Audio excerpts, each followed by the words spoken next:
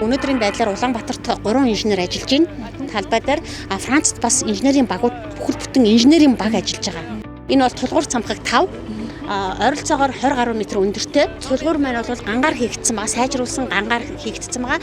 Нийт одоо баталгааны гэх юм бол 50-с дээш жилийг тооцож үзэх ёстой. Мэдээж жилд одоо хийгдэх ёстой одоо байнгын засвар үйлчилгээ гэж явагдах ёстой.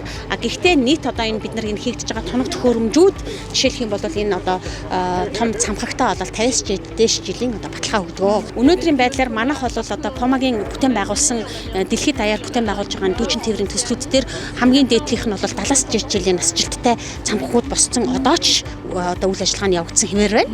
Одоо цаг агаарын халуун, дулаан, хүүтэн, чиглэг бүхэл улс орнуудад төслүүд маань амжилттай хэрэгжиж явж байгаа. Улаанбаатарын төслийн хувьд гэх юм бол 2 буудалтай 19 тулгуур цамхаг босох юм байгаа. Нэг нь болохоор Яармагт, нэг буудал маань, хоёр дахь буудал маань Хар хорон инх тавны өргөнчлөнд босно. За ер нь бол нийтийн төслийн хэмжээнд одоо нийтдээ 90 хэдэн кабин явна гэж байгаа шүү дээ.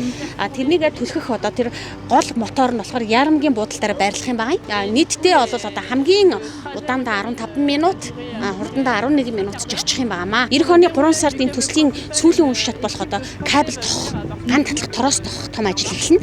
Тэр бол тусгай баг ирнэ. Тусгай тоног төхөөрөмжтэй Франц баг ирж тэр 40 тонн кабелийг тохноо.